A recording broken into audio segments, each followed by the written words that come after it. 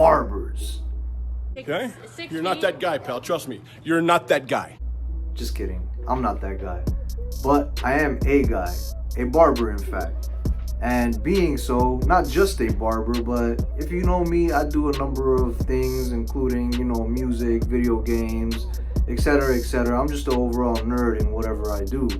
But the reason I'm making this video is because in terms of barbering, I've been doing it for quite some time now, and I'm just seeing some of my views go up on the barbering stuff, so I'll give my 2 cents, or at least 25, on what the barbering industry is today in 2022. Now, there's a couple little points that I want to kind of get to, and it's just to keep it brief, but it'll help anybody just getting started understand what the situation is today and how you can elevate yourself if you're a new barber, or even if you're an existing barber. Maybe you just kind of want to break out of your shell and take advantage of some of the new opportunities post-COVID era. This video can be for you. So just to touch on the brief points that I was talking about, I got my little points here. So I'll just start with the first one. So with the new climate that they're in, that we're in, post-COVID, obviously people don't want to really get involved with anybody that they don't know, or they just don't want to socially be out there like they were back in the day pre-COVID. So now you have more of an opportunity to sell your VIP self. What this means is, VIP timings, VIP cuts, VIP pricing, VIP services, VIP hours availability. So there's a lot of ways that you can kind of make your way into that and make it like a post-COVID era of barbering, which is kind of what I did. As soon as the whole COVID thing happened, all the barbershops closed in my area, by the way, for like 2 months. I live in Florida, so I was luckier than a lot of places. But in doing so, I was able to see, because of my circumstances, that hey, I can charge a little bit more because my clients are now, they're seasoned with me for a while.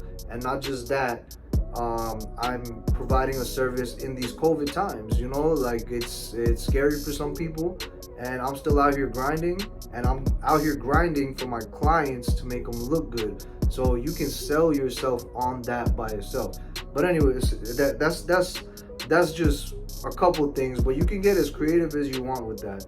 The more creative you are, the better. The second point I'll make, this is more for new barbers. Prices. Now, prices is something that, again, post-COVID, the whole industry has seen dramatically rise. I mean, not just in the barbering field, it's pretty much worldwide on every good and service there is. Everything's gone up. But barbering is no exception. One thing I want to point out is that if you're a new barber, you shouldn't be charging $50, $60 for a haircut. Now, if you're good, then hey, do that and, get your money. And the reason for this is very simple. As a new barber, there's a lot of things about the craft that you haven't quite grasped yet. It can be everyday blue-collar things that you won't know until you get some experience on your hands. Now, if you're putting out $50, $60 cuts in your area and, they're subpar, and you're a new barber, this is what's gonna happen. You're gonna lose those clients in the long run because they're gonna realize, hey, this guy was price gouging me from the beginning and he wasn't even that good, so your ceiling with those clients is way lower than if you started at a more humble price. Now, pre-COVID, I started at $15 to $20 for a haircut and beard. Now, I'm not gonna tell you to charge that much now. I've seen prices here rise to $30 for a regular service, haircut and beard. But the basic moral of these points is that you want to make sure you're charging what you're worth, right? And that can go on both sides, not just on the side of don't charge too much, but also charge for your service. If you know you're doing something right, even if you're a rookie barber, charge for your service, charge for what you're putting out there, charge for your art, charge for your your passion, whatever it is that you're doing with this client. It doesn't even have to be in terms of barbering completely, but whatever it is, charge what you're worth. Now, so we got 2 points out of the way. I got 2 more. So the next thing is hype, right? Barbering in 2022, there is hella hype, even more than ever, maybe. You know, there's a lot of products out there, a lot of services that people push, like the massaging your face and shit like that. You know, all gravy. If you're getting money off that, do your thing, little daddy. You know what I'm saying? Don't worry about nothing what anybody's saying if you're really getting your money. But in terms of the hype, don't get trapped up in it. Study your craft, study your tools, you know, study the what's in style, you know what I'm saying? The products, the services, everything. You want to study the game if you really want to maximize your money.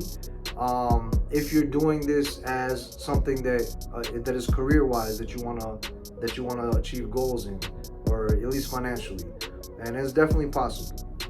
I'll tell you that for sure. I opened my own shop during the height of COVID. I said, you know what? I have to open my own shop because I can't let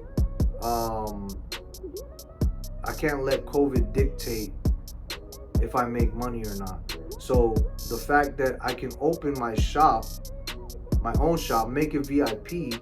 So now it's not open to the public. It wasn't open to the public. It was open only to my VIP clientele. So now it's more of a concierge service. They're coming here no matter what. And you know, I tried cutting in my house. It was horrible. So, you know, that's why I had to open the shop. So definitely strive for greatness. Believe the hype, but also don't fall too deep into it. That's that point. The last thing for new barbers, the tools. I'll tell you, and this can go back to the hype subject too. There's a lot of hype tools out there. Everybody's gonna tell you this is the best, that's the best. Buy this clipper for $300. Buy this one for, you know, whatever the price is, whatever the hype is. Don't buy into that. You can use whatever tools you like. Buy whatever tools you like. Experiment as much as possible. I would encourage that, in fact. But I'll tell you this. When I first started barbering, I went to the store and bought about 6 different clippers. In my drawer, and that's not even much, but in my drawer I probably ended up in that first year probably like 7 to 8 clippers, a bunch of different combs, a bunch of different straight edge razors, bunch of different stuff. You know what's crazy? 7 years later, I use 2 clippers, 2 scissors, the shears and the thinning shears, 2 combs, and I just use the regular standard wall guards.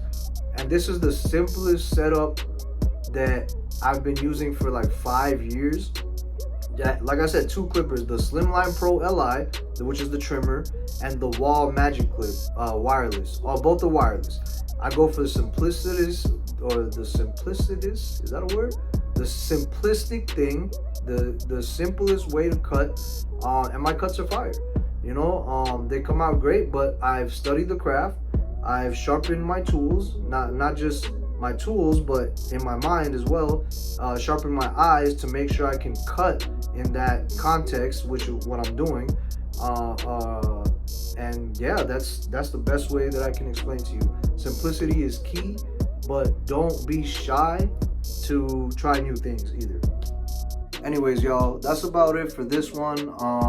This is my first real vlogging style video, so I'm sure there's plenty of things that I can improve on, but we'll get there. I'm gonna start doing these videos more often and starting to cover more things that I do in my lifestyle, you know, like as you can see, I got a bunch of video games sitting here. I'm into comics, sports, like I'm into a lot of stuff. So I'll just bring that cultural stuff that I got growing up into these videos and start making content like this.